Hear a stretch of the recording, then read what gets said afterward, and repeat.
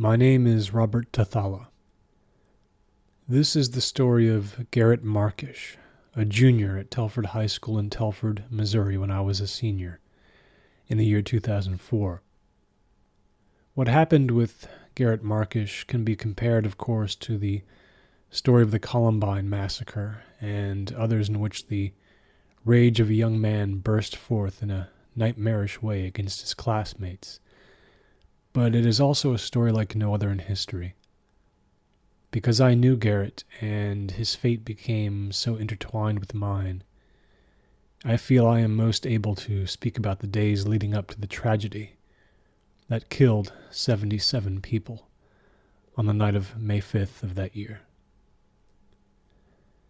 Garrett Markish appeared at our school 3 weeks into my senior year, and right away he met the profile of the loner and the outcast, the type who has so much trouble navigating through the high school years without being bullied or emotionally abused in some way. Garrett was very thin, kind of short, with long black hair. He had very soft features, making him appear somewhat effeminate. His clothes were usually mismatched, not that he ever made much of an effort in that department, normally wearing the same thing most days, old jeans and a plain t-shirt. He drifted through the halls looking like he wanted to be anywhere else, speaking to virtually no one. At lunch he usually went to the library or sat by himself on the hill overlooking the football field where some kids congregated to smoke. I would sometimes see him out there reading a book, usually science fiction as I recall. I heard he played the guitar a little and listened to goth music. You couldn't call him nerdy, he was merely alone and disinterested in human contact. I never had a class with Garrett, though from what my friends told me, he sat silently writing in a notebook in every one, volunteering nothing, doing the work when he felt like it, not bothering when he didn't. As someone who'd been bullied a little back in elementary school, I could identify with Garrett and felt bad for him, as did any student with a conscience. But like most people 17 or 18 years old, I was too selfishly caught up in my own life to think much about him. If I saw him coming down the hallway toward me, I would nod, getting one in response about half the time. Sometimes I considered talking to him, but for whatever reason, I just never did. I suppose it was inevitable that at some point, some insensitive student would start to cause a problem for Garrett. It was a little after Halloween of 2003 that Kirk Nevitt, a senior and a reserve player on Telford High's basketball team, started in with Garrett. I wasn't exactly sure how it began. Apparently Kirk had asked a rude question of Garrett between classes and didn't like the response. He'd shoved Garrett up against a locker and walked away before any teachers went past. From that point on, Kirk adopted a pet nickname for Garrett, which was ridiculously profane. He and I didn't mix in the same circles, so I wasn't privy to the daily interaction between the two of them, but I knew they had a class together, American government, and that they sat in the same row, separated by 2 students. Eventually, Kirk took to shooting the occasional spitball at Garrett and referring to him as Dr. Frankenstein, a misguided and vague reference to the kinds of books Garrett sometimes carried around with him, old dusty things with no jackets, the contents of which were a total mystery. On December 19th, there was a real incident. They were in class, and Kirk had thrown a pen at Garrett when he thought Mr. Harrison wasn't looking. This time, Garrett took it and fired it back, hitting Kirk right in the eye. Kirk had erupted, and Mr. Harrison took both of them outside in the hallway. The students in the classroom couldn't hear Kirk's protests as he was chastised. Garrett returned to the class, but Kirk didn't. It's almost hard for me to believe sometimes that someone could be that childish, that hurtful. But that was Kirk Nevitt. There were rumors that there would be a fight, but nothing developed, thank God. Even in 2003, the word fight in a public high school could mean something pretty scary sometimes. Fiona Beloit, a girl I'd known since elementary school, was in that American government class, and she told me she was a little unnerved by Garrett's reaction to Kirk's taunting. He'd never acknowledged it once before, just completely ignored the spitballs and the laughter and the rude notes, until the thing with the pen. When Garrett had returned to class, he'd spent the last 15 minutes of the period silently opening and closing his right hand in a claw on the top of his desk, slowly and almost methodically, over and over again, like a machine, as if he wasn't even aware of it. He was staring out the window and never looked away from it. He was out of school the next 2 days and then came back. There had been no suspension for Kirk, and so he was back too. Garrett's locker was defaced with profanity a week later, a typically immature move by Kirk. And that was where things seemed to leave off when Christmas break came on the 23rd of December. I got a call from a friend of mine on the 29th telling me that Kirk Nevitt was missing, and had been since the 27th when he'd gone out to meet some friends at the Redstone Mall. My father was a detective for the Missouri State Police, and he became involved in the search for Kirk. And I tried to give him some background about the little I knew about him, who Kirk hung out with at school, that kind of thing. I told him Kirk was a bit of a bully, and that led to me telling him about Garrett Markish. The last anyone had seen of Kirk, he was looking at the show times posted outside the movie theater box office near the mall food court. His friends said he never showed up to meet them on the other side of the mall. Kirk lived just a half-mile away and had no car. It was so strange seeing his face in the local news. His parents were shown too, and they looked more visibly upset than I had ever seen actual people on TV. At dinner on the 29th, my father told me that there had been no history of problems in the household, and he and his partner on the case, Bert Dale, didn't know of any obvious reason Kirk should leave home. His grades had even been pretty good, and he was intending to enroll at the local community college. There were virtually no leads. He had simply vanished. I mentally steeled myself for the return to school and the sad atmosphere that would greet us all. At 5:30 on the morning of December 31st, one of Telford High's janitors entered the school to start preparing it for a major snow which was forecast for the area that night. Part of his task was to check and alter the thermostat settings all around the building. He walked through the dark hallways, checking them off one by one, and at one point decided to cut through the library, a huge, centrally constructed room which was bordered on all sides by the 4 upstairs hallways. As he went through it in the dark, he heard something off to his right, a soft voice which startled him. It was a male voice, repeating something again and again. The janitor followed it over to a side wall. He was shocked to see someone lying on a long countertop near a copy machine. It was a student, soon to be identified as Kirk Nevitt. Kirk was lying on the countertop, physically unhurt, though it became obvious that he had been lying there for what might have been several days. During that time, apparently, he had never moved.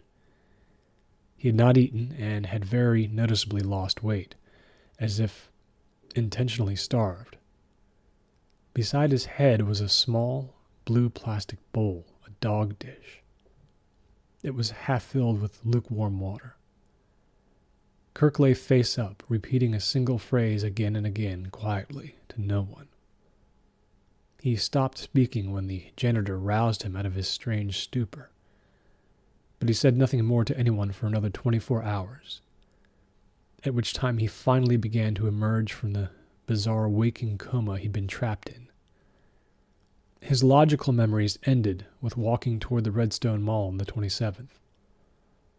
There were no signs on his body of being bound or restrained in any way.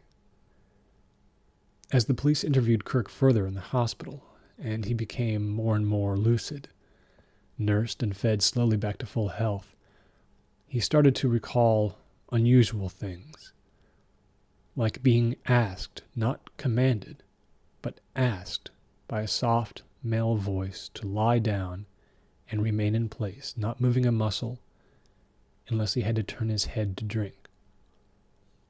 His impressions of what happened between lying down and the time he was discovered were patchy and confused. Something had happened in his mind which made him too weak to move. Whenever he'd tried, he could barely raise his arm an inch off the countertop. He'd never felt afraid, though, just slowly more and more disinterested in trying to get up. His rational thoughts had been replaced by a thick mental fog in which he forgot his own name. He had a vague recollection of the lights around him being turned on and off once or twice, but he had no memory of ever being touched. Only his dreams had been vivid, dreams of floating above town, and bizarrely of walking through its deserted streets in the middle of the night, killing spiders that appeared around every corner by the dozens. These dreams especially had seemed to go on and on and on. Most of these details never made the newspaper, which reported only that Kirk had been found inside the school, but did not say how he'd gotten there. Kirk didn't return to Telford High that year, kept at home while he underwent several evaluations, physical and psychological. It was from my father again that I learned that there would most likely never be any explanation for why he had lain on that countertop, slowly starving for 5 days.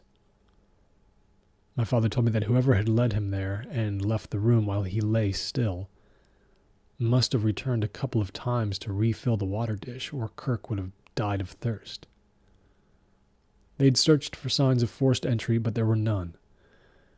Unfortunately, the police found 3 different ways to enter the school without breaking any locks. My father rarely tried to hide anything from me, and it was he who told me what Kirk had been saying to no one over and over again when the janitor approached him in the dark. He'd been saying, "The shed will fill with the baby's blood."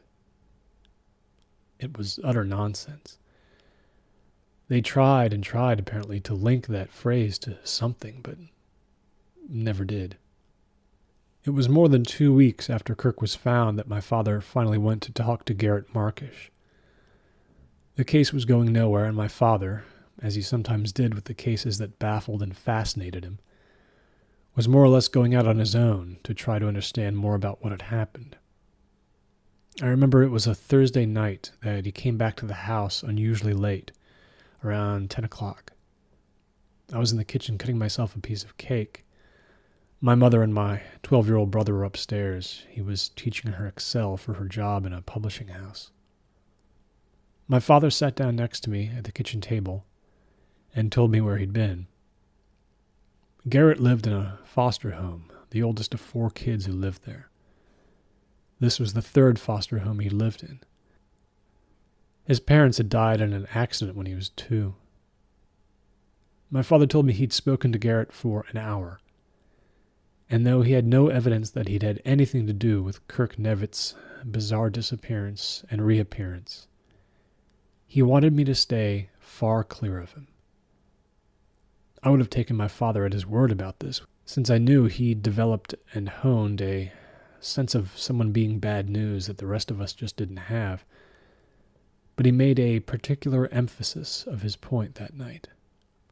Nothing, he said, was right about Garrett Markish, and I especially was not to antagonize him in any way. I said I understood, a little disappointed that my father would think I would ever do such a thing. Looking back, I think that wasn't his point at all. He'd only been trying to emphasize how very dangerous Garrett was without being able to put the specifics into words.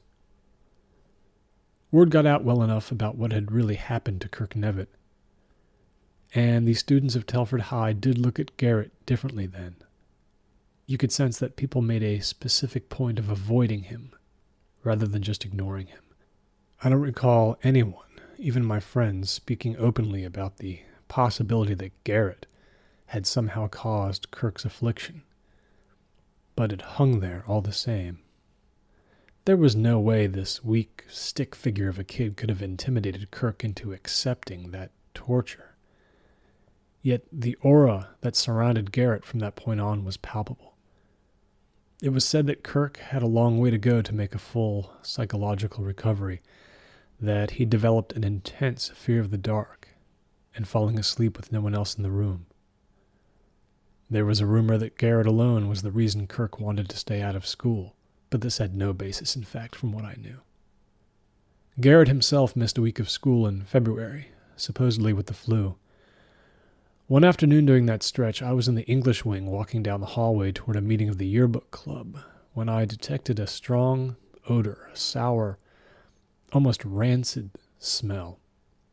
Another student, a 10th grader named Jeremy Vogt, was walking a little behind me, and when I turned and involuntarily made a face, he was doing the same. A math teacher, Mr. Bush, came out of his room up ahead of us and asked us if we smelled something bad. It was almost an inadvertently funny question, since the odor was almost overpowering where he was. There was a long bank of lockers across the hallway from his room, and grimacing, the three of us traced the odor to a specific section of lockers. Mr. Bush opened the ones that were unlocked, seeing nothing in any of them that was of any concern. He said he was going to find one of the janitors and ask if there was a way to get into the 3 or 4 lockers that were the most likely suspects. Jeremy Vogt walked off, headed home, losing interest and more than a little revolted. But instead of going on to my meeting, I actually waited for Mr. Bush to return from making his call. I knew that Garrett Markish's locker was right in front of me. I remembered seeing it after it was defaced by Kirk Nevitt, or whoever had done it. There was no proof it was Kirk. So I was alone there in the hallway for a minute.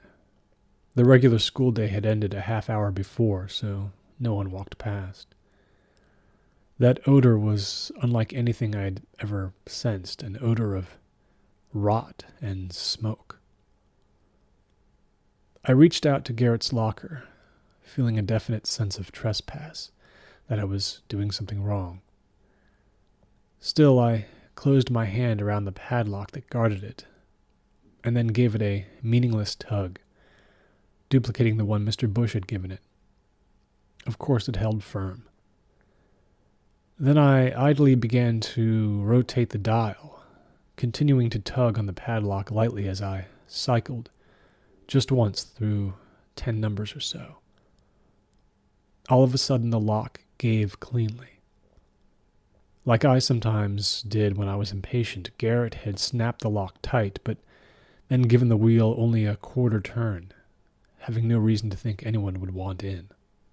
Looking back once over my shoulder down the hallway, I opened the locker.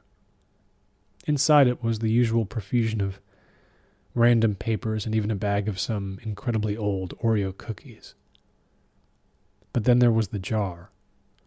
It was a small thing with a Smucker's grape jam label still on it, half torn away, though those contents had been washed out some time before. I took the jar into my hand and looked at what was inside. For a moment I thought what I was seeing was a miniature from some role-playing game. Garrett certainly seemed the type to be into something like that. It was a tiny black and gray dog figure, intricately sculpted and painted from the look of it. Because it looked so strange, and because I wanted to determine if it was the sole cause of the odor, I unscrewed the lid of the jar. I winced and turned my face away immediately. This object was clearly the only cause. I stared at it longer and had such trouble believing my eyes that I felt compelled to put a finger into the jar in order to touch the dog.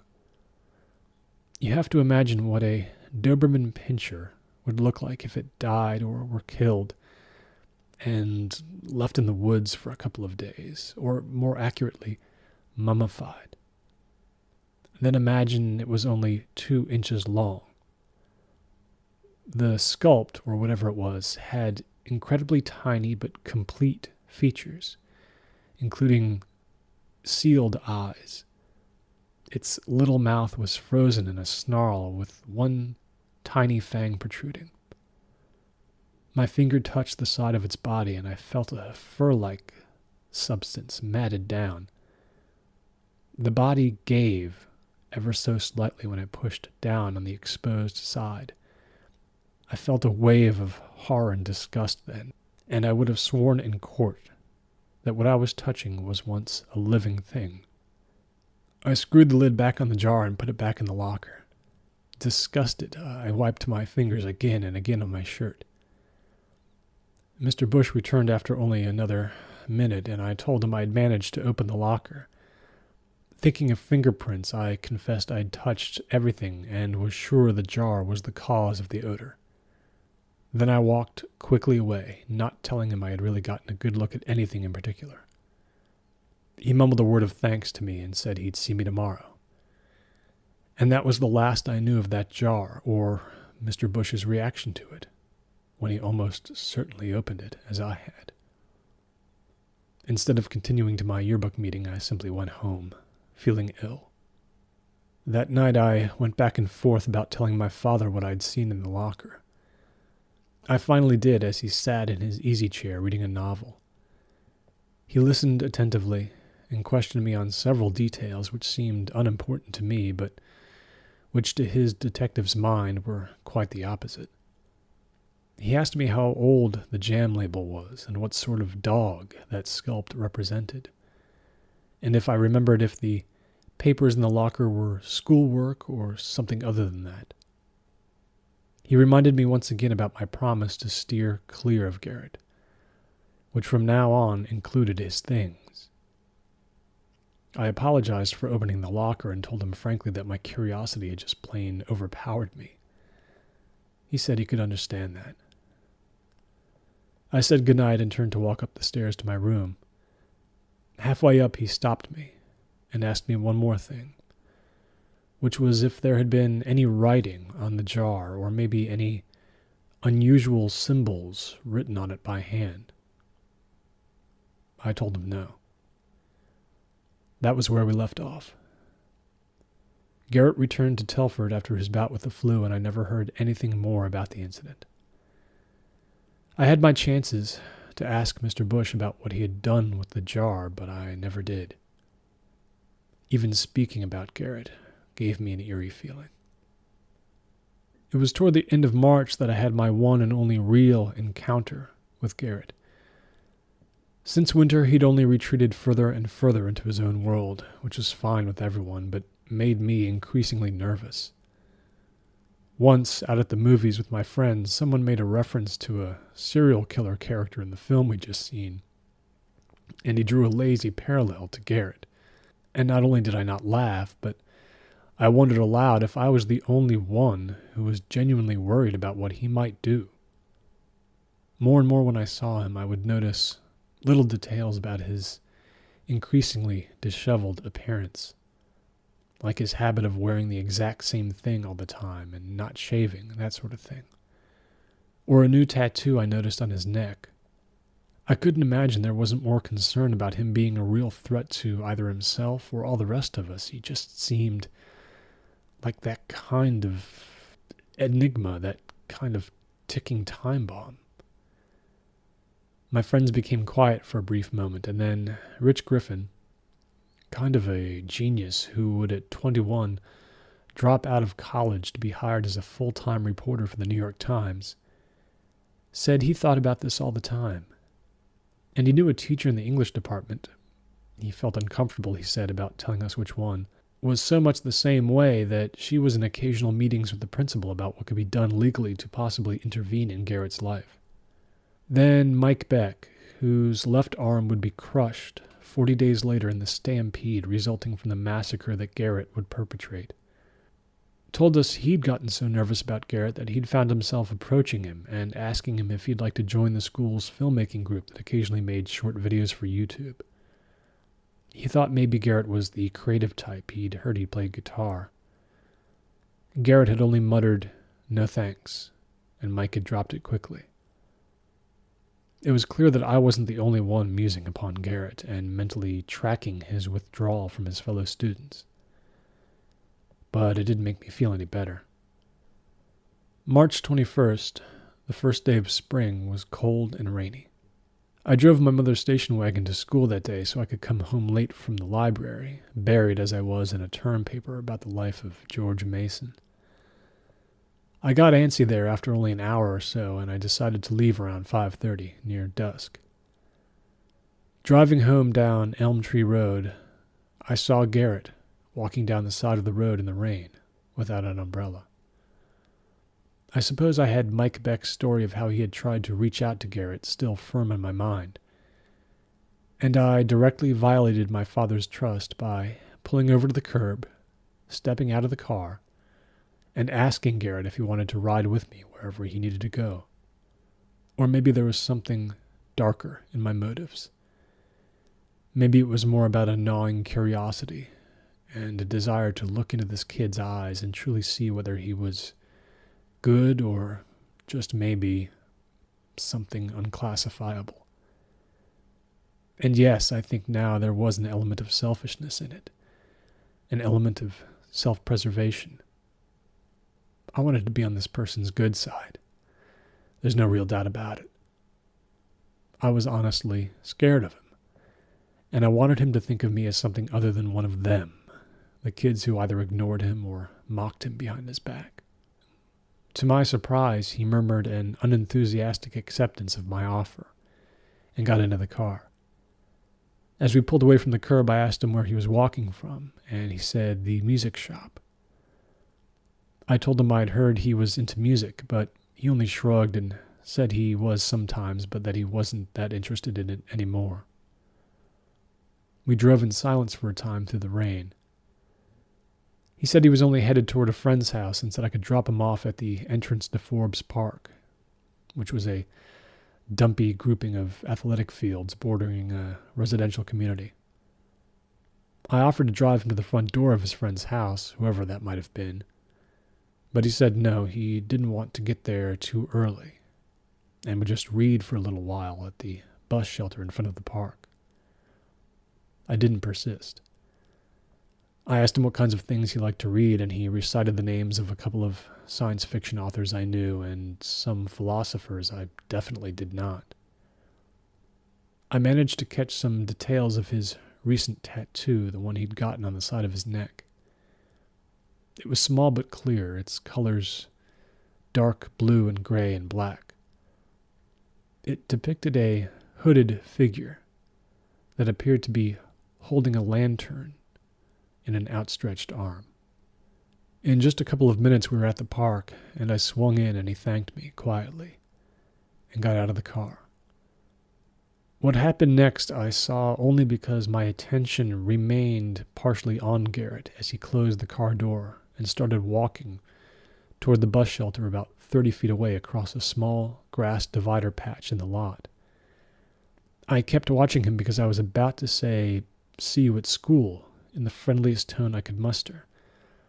Otherwise I would have already turned my head to look through the windshield and would have completely missed the occurrence which I only caught out of the corner of my eye as I swallowed the words I meant to say and started to focus my attention elsewhere. On Garrett's 7th or 8th step away from the car, I heard, very vividly, the sound of a heavy slap, as if a person's closed fist had connected with another's flesh, and I saw Garrett's head rock to the left side as if struck hard by a stone thrown in his direction. His stride was actually interrupted by the blow, and I would swear that he instantly made the decision to simply absorb it without letting on to anyone who might be watching that anything out of the ordinary had happened. There was not even a glance on his part toward the woods, where something would have to have come from to jolt his head the way it did. He kept walking, not even raising a hand to his head. There was no stone, nothing visible to cause this violence. As soon as I registered what happened, I called out to Garrett, asking him if he was all right. Without turning around, he merely raised a hand silently and dropped it again as if to say yes. It had all happened in the space of 2 seconds. I pulled quickly away and turned the car toward the road, my heart pounding. I forced myself not to look back. Again and again in my mind I heard that slap. Only when I turned onto the road did I steal a glance in the rearview mirror, where I saw Garrett pulling a book out of his backpack as he settled himself on the bus shelter's bench. I could see even from that distance that the hair over his right ear was mussed a bit compared to the left. He made no move to smooth it out. It was that dedication to ignoring what had happened that made me think he had no reason to be surprised at being struck, that it had happened before.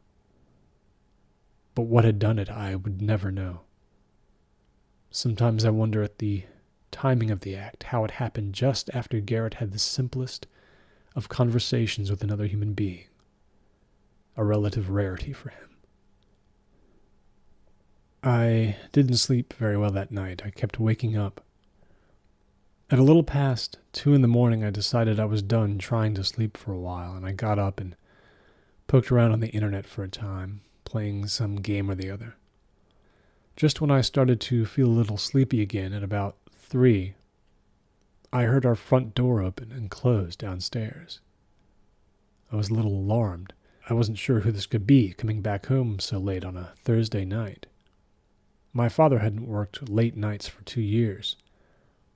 My brother Ben, I assumed, was sound asleep in the room beside me. He had no reason to be out either.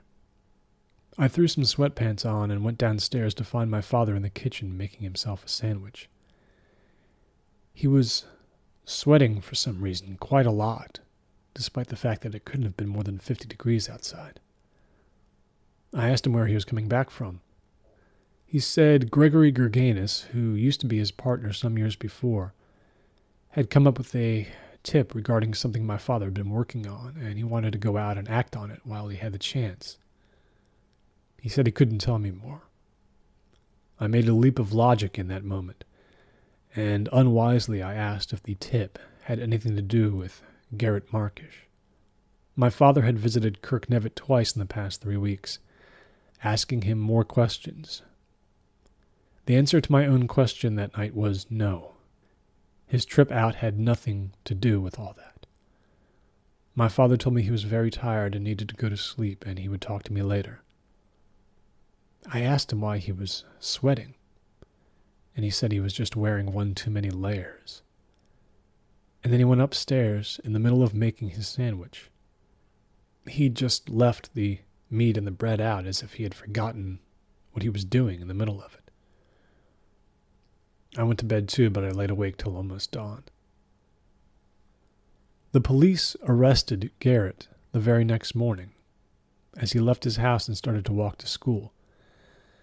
My father was not involved. In fact, he didn't even go to work that day, sleeping really late. The charge against Garrett was unusual: animal theft.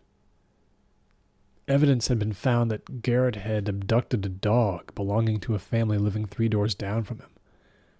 This had apparently happened back in February. The dog had never been found. My father would claim that he knew nothing about any of this. I could tell he was lying. This man who dealt with liars all his life was just too honest to be a convincing one himself. Though I knew everyone at school was aware of what had happened to Garrett, you could read the story's vague details online, I never heard anyone speak of it, bizarre as it was. The silence struck me as forced somehow, as if Garrett's name had finally become verboten. I believe now that he had inadvertently managed to work his way into our collective consciousness in a way that made us all feel so uneasy that talking about him made it far worse. He was a shadow that had fallen across Telford High, and we all just wanted to pretend he no longer existed. There was nothing about him that was darkly exciting to discuss, like with most controversial kids. To the contrary, everything about Garrett was unpleasant to think about, disturbing to muse upon. So all of us, teachers and students alike, went speechless. But his absence from school worried me even more somehow. We knew he'd been arrested, but none of us knew where he was now. I wondered about it constantly. I think if I had known his address, I might well have made a detour to simply walk down that street, turning my head in the most subtle way possible as I passed his house to see if I could maybe spot him in an upstairs window. I had a developing sense of dread about him, which his absence intensified day by day. I wanted to speak to someone about how I felt something terrible coming.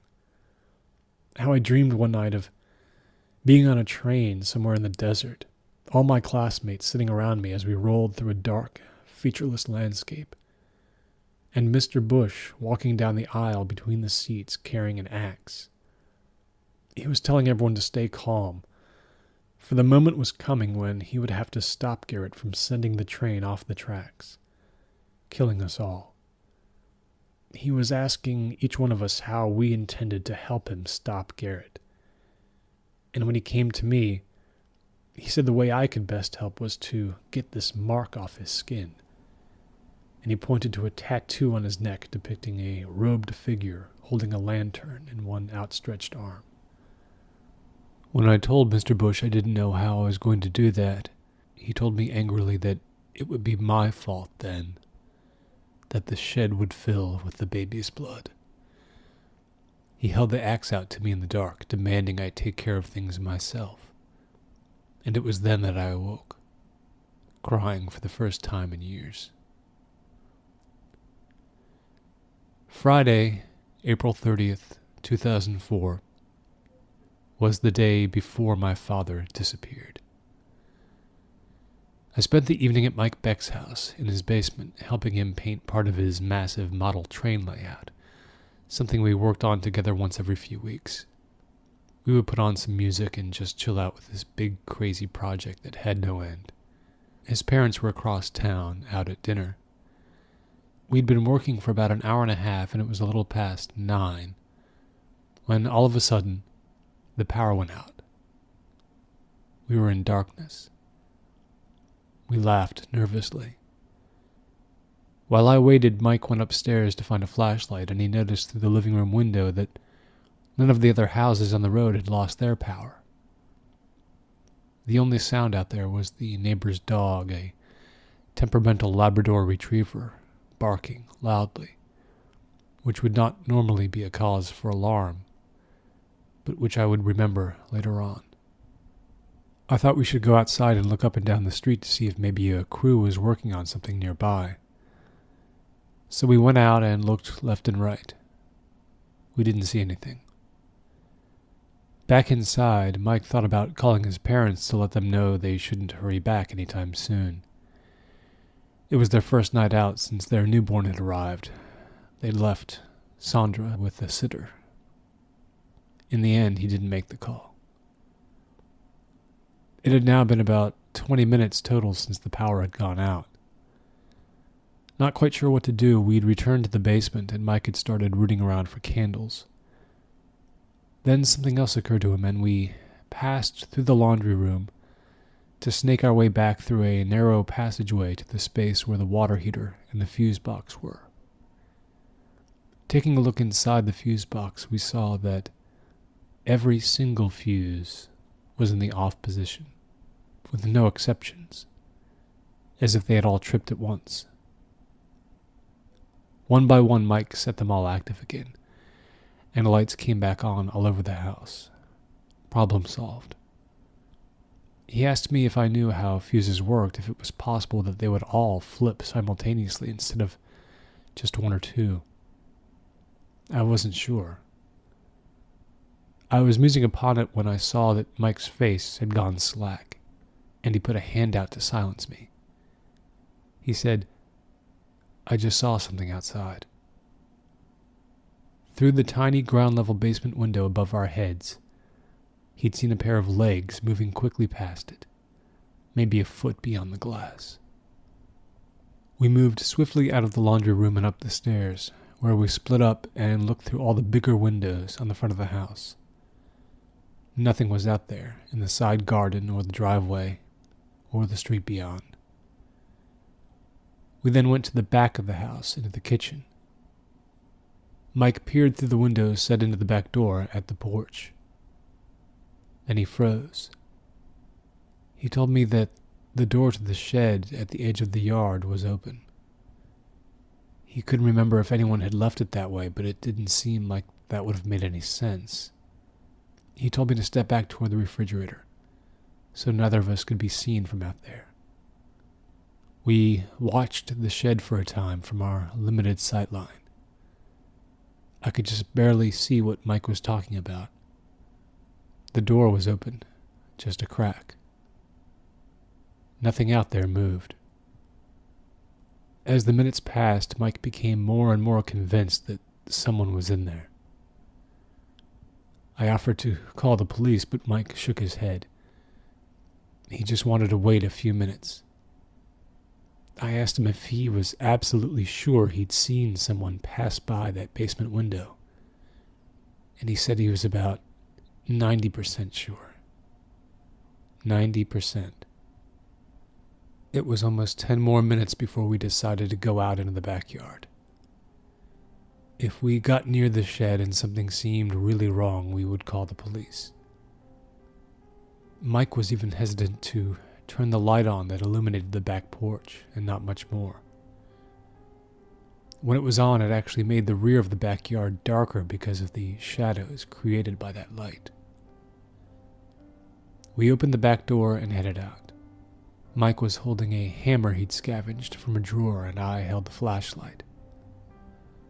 At first, we ventured no further than the back porch. Mike called out, "Is anyone there?"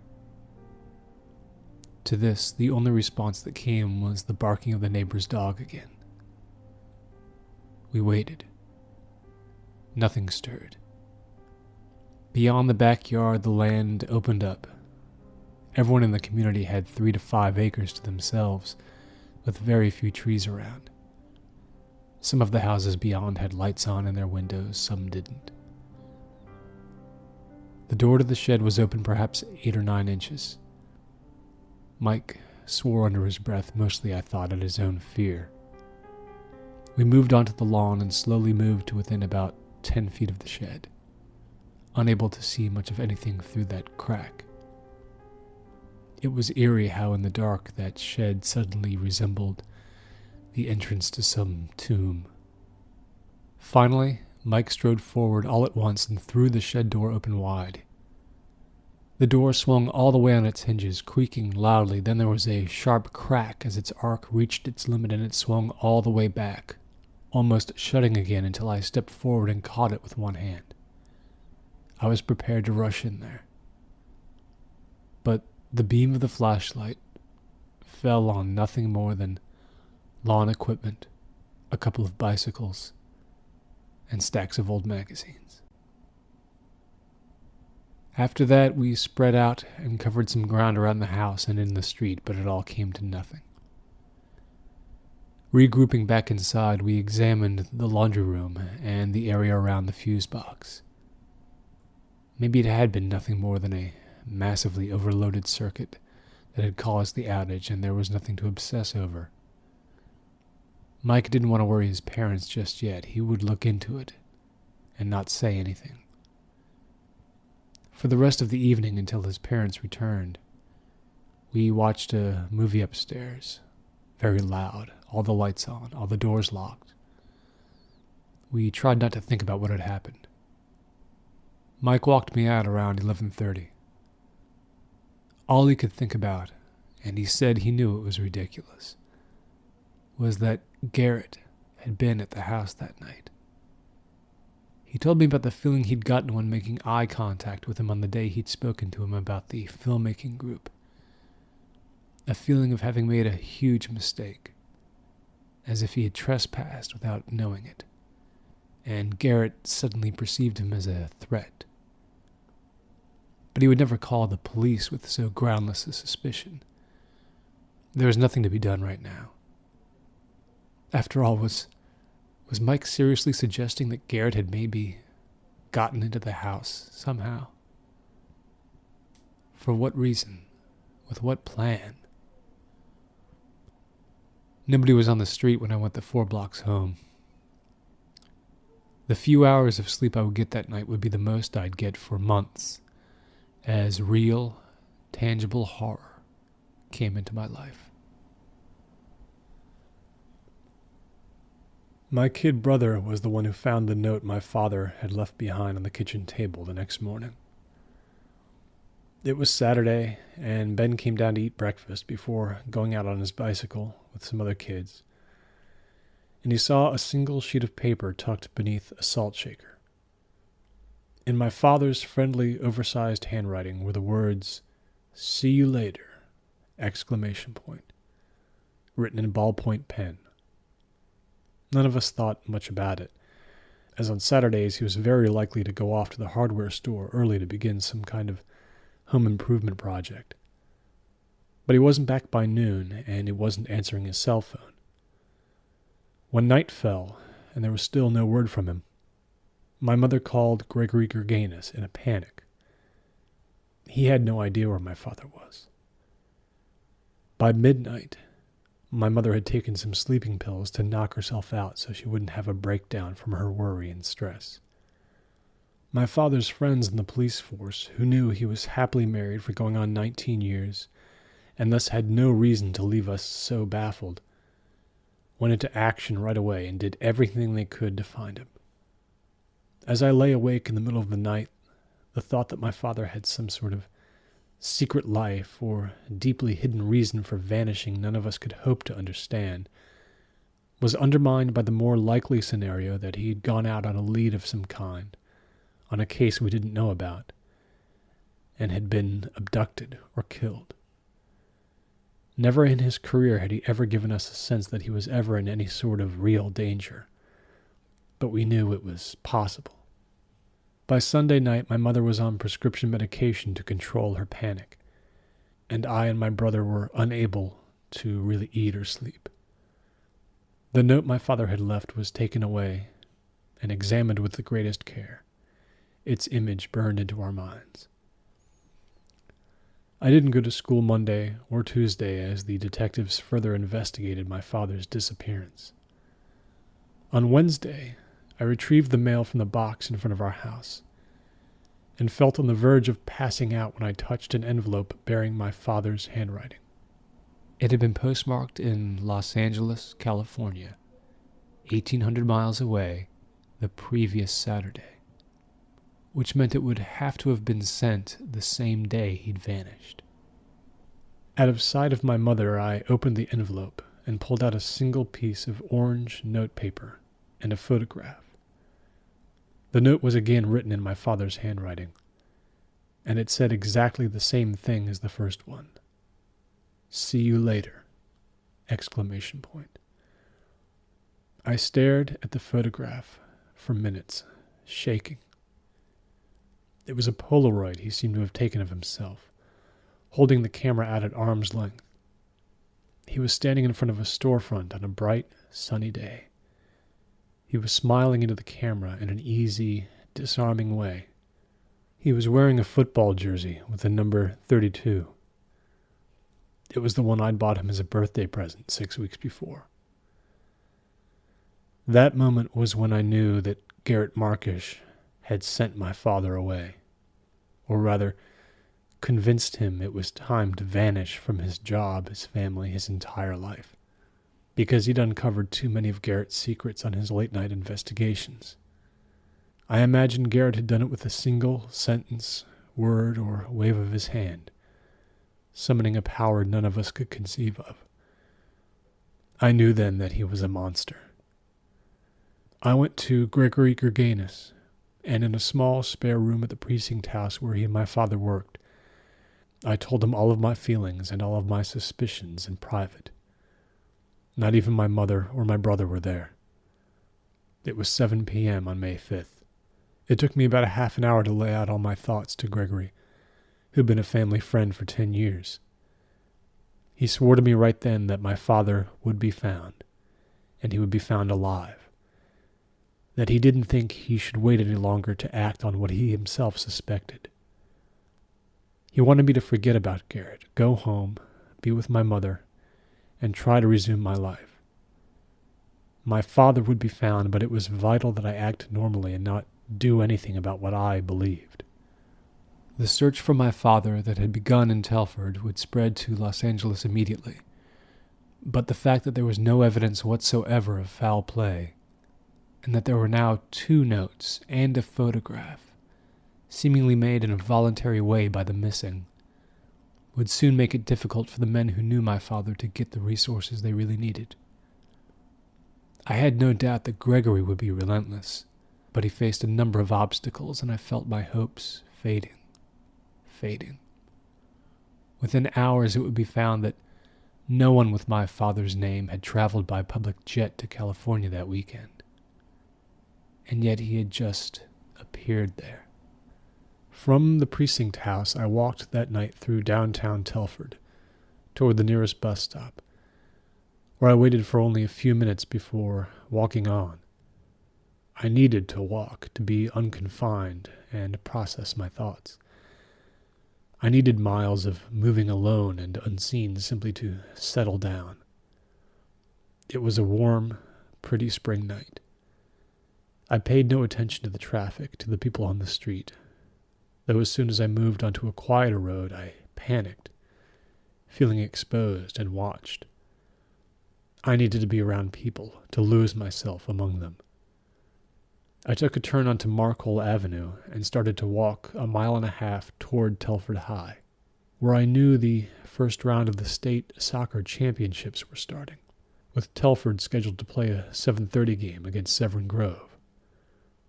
There would be almost 1,000 people there most likely, and for just a while I could drown in the noise and the chaos and the benign meaninglessness of the crowd until I became sane again. I could hear the Telford band playing their version of an old David Bowie song from 2 blocks over, and see the glow of the arc lights over the houses in the residential neighborhood beside the school.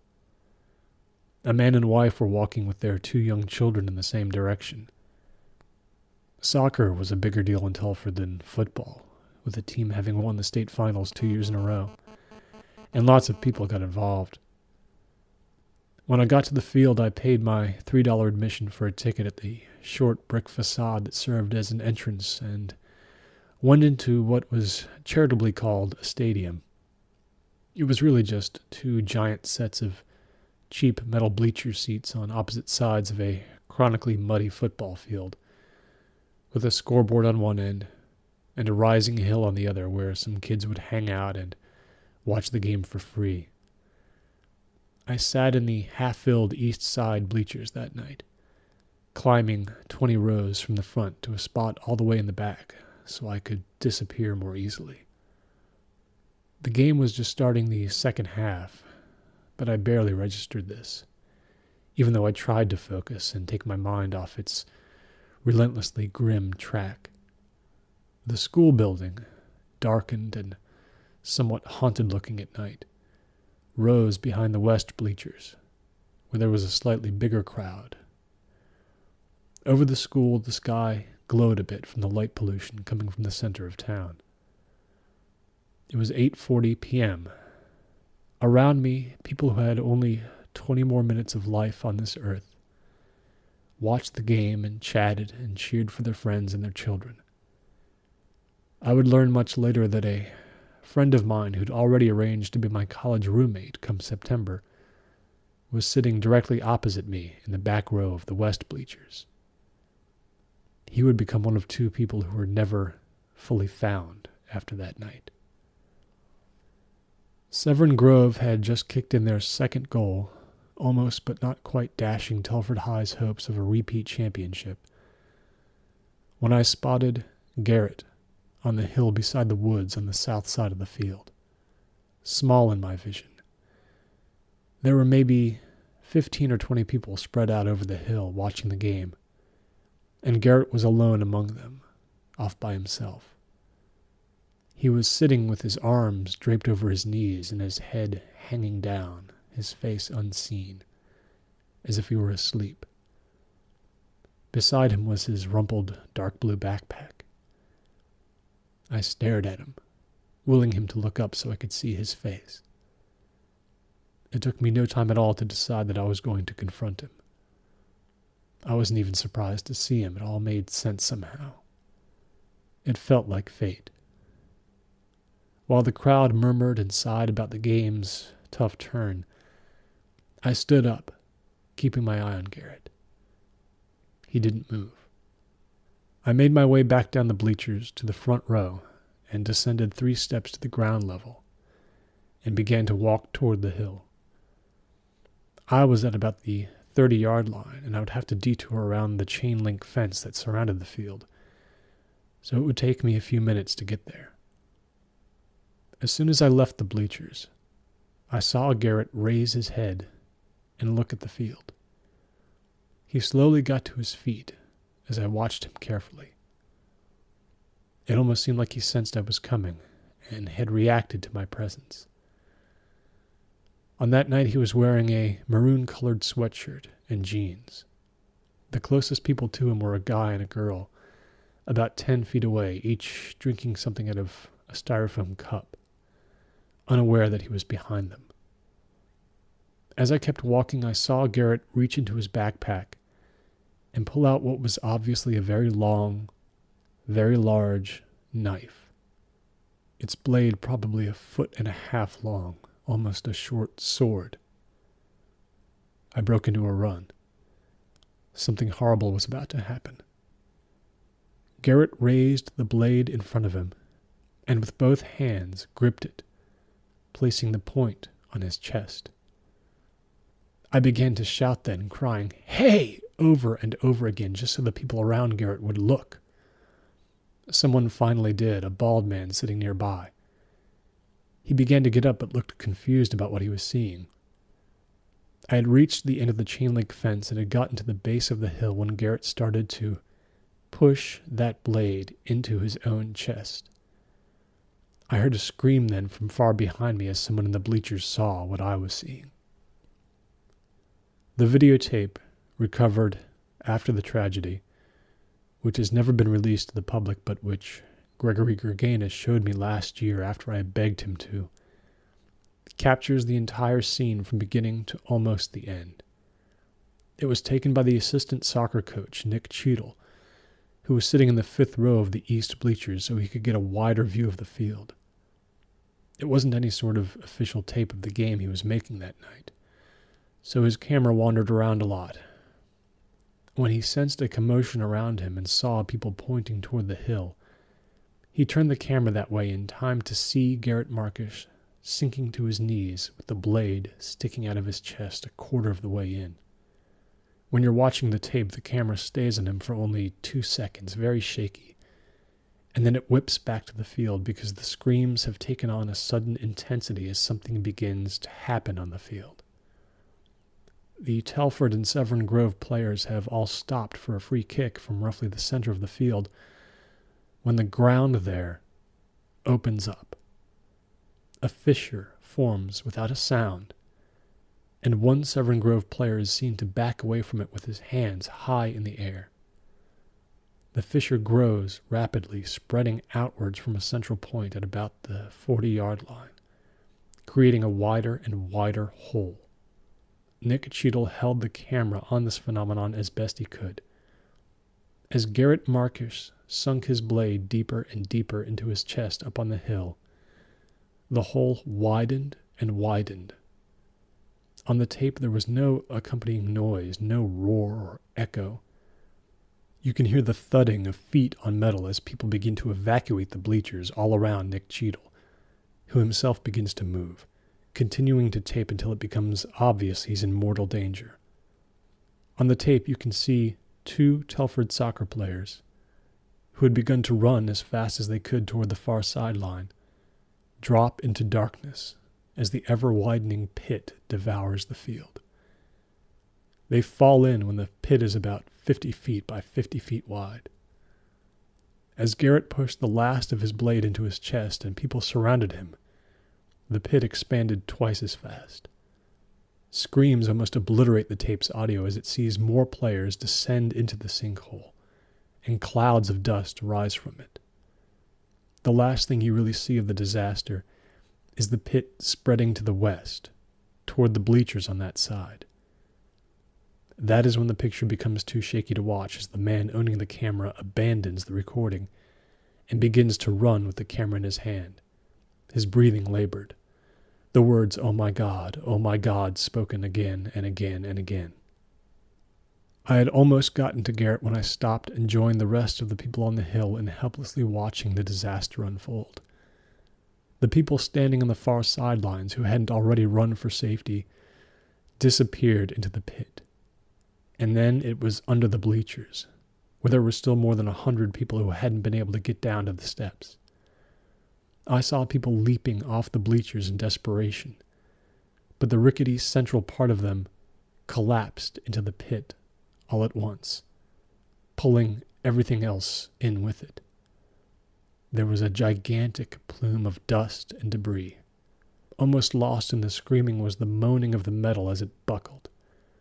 People vanished into the pit, which would tear to an unthinkable depth of 120 feet. Many of the deaths were from people falling on others who had already plummeted. Across the field on the east side, where I had come from, there was a stampede into the parking lot, people running as fast as they could into it and beyond it, having no idea what was happening to the earth around them. Almost everyone on the hill had run into the woods, and I went too after taking one glance at the space where Garrett was, face down on the ground, kneeling but motionless, a pool of blood around him. The pit stopped growing suddenly after it consumed the bleachers, and I figure that was when Garrett had technically died. The two happened at the exact same moment, certainly. I followed people into the woods, into the dark, running as fast as I could, seeing mothers and fathers and students all around me, branches scraping them, people tripping and falling as they wept and shouted for one another. We all reached Bottomford Road in about 2 minutes, and people there were stopping, feeling it might be safe to rest and collect themselves. They hugged each other and frantically got on their cell phones. One female student was shouting to another that John was in the bleachers. John had never left. And the girl she was babbling at said, I know, it's okay. I turned and looked through the trees. The glare of the lights back there was dimming in an enormous rising cloud of dust. Everything in that direction was seen only through the haze which blotted out the stars to the north. Telford High itself remained standing, visible as a dark hump under the sky. The sinkhole had stopped growing several hundred feet from the building. Garrett Markish had not lived long enough to destroy it. More than 6 people were eventually pulled from that pit. They were all Garrett's victims, though no one will ever be able to prove that. I know it.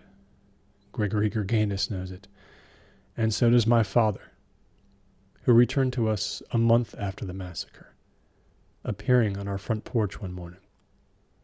My mother found him sleeping in a plastic chair out there, and when she roused him, he remembered nothing of the previous 2 months of his life, nor did he remember any of us for several more agonizing weeks. He'd lost 40 pounds and suffered severe burns on his back, an infection from which almost killed him. There are many, many others who suspect that Garrett caused it all. Kirknevitt's torture, the strange curse placed on a random dog, the events of that hellish May night. Entire books have been written, including one by a Telford High teacher. Engineers and geologists will talk about water tables and fault lines and natural phenomena that can cause sudden tears in the earth. But everyone in Telford certainly believes Garrett Markish was evil. No one knows what his aggrieved foster parents, who never understood him, believe. They've long since moved out of town and can't be found anymore. They let police search Garrett's room after his death, but nothing of value was discovered. It was believed he had cleared everything out of there, destroying all but his most basic possessions, a couple of days before his suicide. The blade he used to do it was traced to a local pawn shop. There was nothing special or unusual about it. Telford High changed its name to Belfaver High at the end of my freshman year of college. It was finally reopened then. My father called me to tell me this. He's retired now. He never went back to work after he reappeared on our doorstep. He's still in therapy 7 years after Garrett's suicide, a victim of bad dreams and occasional bouts with intense stress.